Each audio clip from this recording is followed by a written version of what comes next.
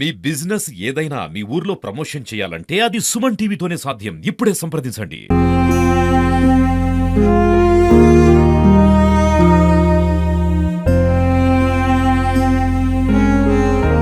నమస్తే అండి, welcome to Suman TV.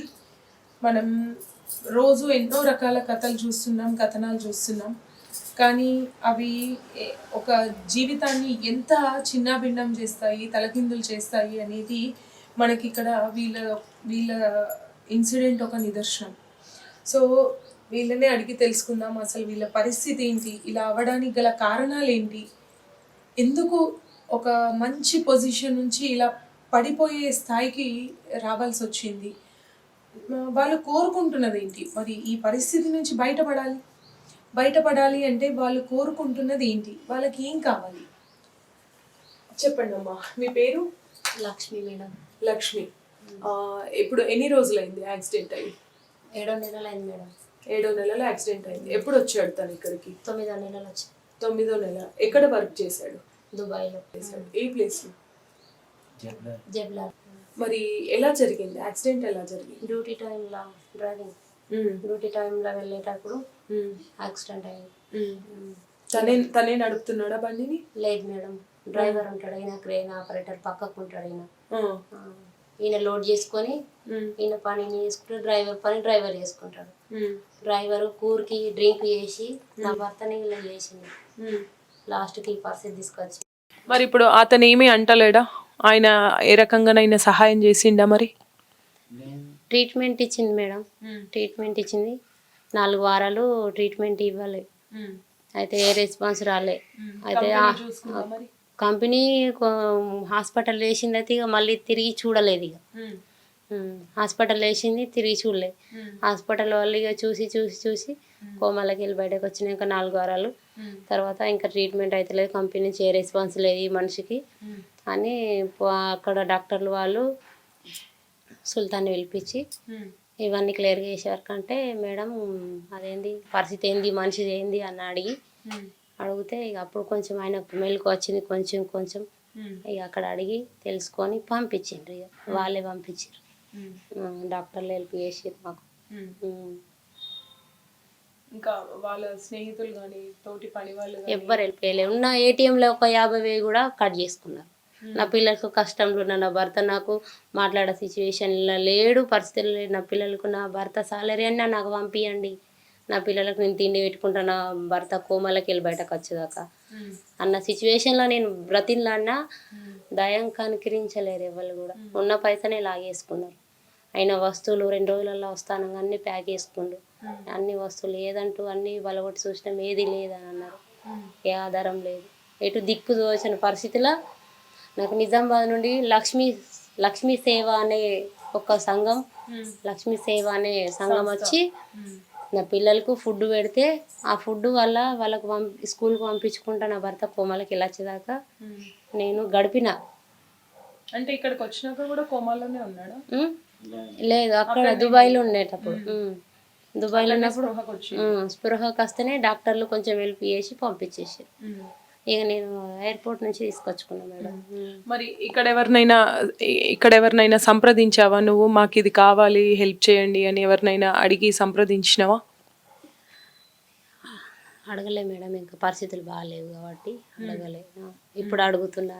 మరి ఇప్పుడు అంటే నీకు ఏం కావాలి, ఏం ఆధారం కోరుకుంటున్నావు నువ్వు? మీకు మీ పరిస్థితి మెరుగు కావడానికి, బాగుపడడానికి మీరేమనుకుంటున్నారు? మీరేమైనా ఆలోచించిరా? మీకు ఎలాంటి సహాయం కావాలి అనుకుంటున్నారు ప్రభుత్వం నుంచి? నా భర్త మంచానికి అంకితం కావద్దు. నా పిల్లల్ని భర్తని పోషించుకోవడానికి చాలా కష్టం అవుతుంది నాకు. నేను బయటకు వెళ్ళి కష్టం చేసేసుకుంటే భర్త మంచాలు ఉంటే టైంకి ఏం చేసుకోలేకపోతున్నా. పిల్లలు చిన్నగా ఉన్నారు. ఆయనకు ఒక ఎలక్ట్రిక్ వెహికల్ అయితే ఆయన తిరుగుతాడు, కొంచెం నలుగురు మధ్యలో తిరుగుతాడు, కొద్దిగా బయట తిరుగుతాడు కూర్చొని. ఒక ఎలక్ట్రిక్ వెహికల్ అసంటిది ఇస్తే ఆయన తిరుగుతాడు అన్న చిన్న ఆశ మేడం. ఒకటి నాకు డబుల్ బెడ్రూమ్ ఇల్లు కావాలి, మళ్ళీ పింఛని ఎలక్ట్రిక్ అది స్కూటర్ ఏమంటారు కదా మేడం, అది ఆయన నలుగురు మధ్యలో తిరగాలన్నా పిల్లల్ని పోషించుకోవడం కష్టం అవుతుంది. అది ఆయన దాంట్లో తిరిగితే కొద్దిగా నాకు హెల్ప్ అవుతుంది అనే బాధ. పిల్లల చదువులు కూడా ఎటు కాకుండా అయిపోయినాయి మేడం. భర్తను చూసుకుంటేనే పిల్లలు చదువు ఇప్పుడు వేస్ట్ అయిపోయింది, పిల్లలు చూసుకుంటే భర్త వేస్ట్ ఉన్నారు. రెండు పిల్లల చదువు ఎందుకు ఆపేసిండ్రు మరి? పిల్లల చదువు అంటే గవర్నమెంట్ స్కూల్లో అయినా వేసి చదివిపియచ్చు కదా. వేపియచ్చు కానీ భర్తను చూసుకునే వాళ్ళు ఎవరు లేరు. బయటకు వెళ్ళి చేసుకుందామంటే బయట భర్తను చూసుకునే వాళ్ళు ఎవరు లేరు. ప్రైవేట్ స్కూల్ ఆయన తన మంచిగా ఉన్నప్పుడు చదివించండి. ఇప్పుడు తన మంచి లేడు కాబట్టి పిల్లలు మేము ఉన్న ఇంట్లో వేడి వల్ల ఇన్ఫెక్షన్ అయ్యి, రేకుల ఇంట్లో చిన్న రేకుల ఇల్లు మాది, ఇన్ఫెక్షన్ అయ్యి బయటికి వెళ్ళాల్సి వచ్చే పరిస్థితి వచ్చింది. బయటకు వచ్చినాం. పిల్లల చదువులు ఖరాబ్ అయినాయి, భర్త ఖరాబ్ అయింది. ఎటువంటి ఏ ఆధారం లేదు, ఏం అర్థం అవుతుంది, దిక్కు దోచని పరిస్థితి ఉంది. ఒక్కొక్కసారి ఏం చూసుకోవాలనిపిస్తుంది ఉన్న సిచ్యువేషన్. భర్తను చూస్తే పిల్లలు కోల్పోతున్నారు, పిల్లలు చూస్తే భర్త కోల్పోతుంది. ఎటు దిక్కు దోచని పరిస్థితి. ఇలాంటి సిచ్యువేషన్లు ఉన్నాను నేను. అదండి, ఇప్పుడు భర్తని చూసుకుందాము అంటే పిల్లల చదువుని అర్ధాంతరంగా వదిలి ఇక్కడికి రావాల్సి వచ్చింది.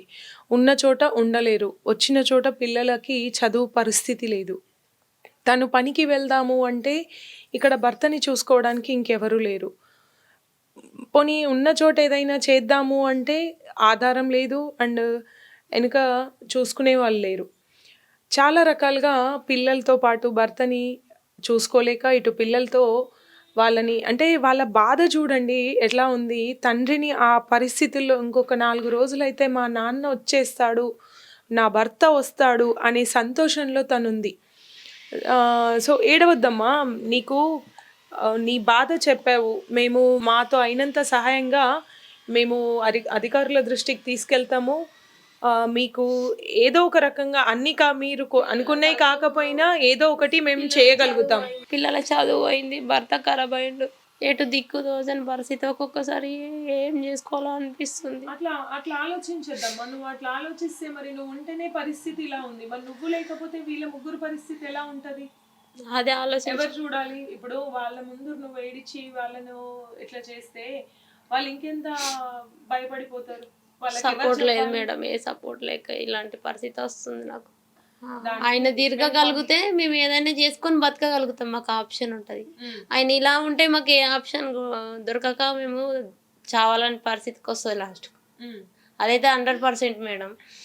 అతను నలుగురు మధ్యలో తిరుగుతూనే నేను నా పిల్లలు ముంగట ఏదైనా పని చేసుకొని బతకగలుగుతాం. మాకు మేము ముగ్గురం అన్నా చేసుకోగలుగుతాం. ఆయనకైనా ఫ్రీ తిరుగుతే. ఆయన తిరగలేడు అనుకో, ఆయన ఇంకా పర్మనెంట్గా మంచానికి అంకితం అయితే మేము లాస్ట్కు చావాల్సి వచ్చే పరిస్థితి వస్తుంది చెప్పుకోలేక. అదే ఆప్షన్ కొడుతుంది మేడం మాకు.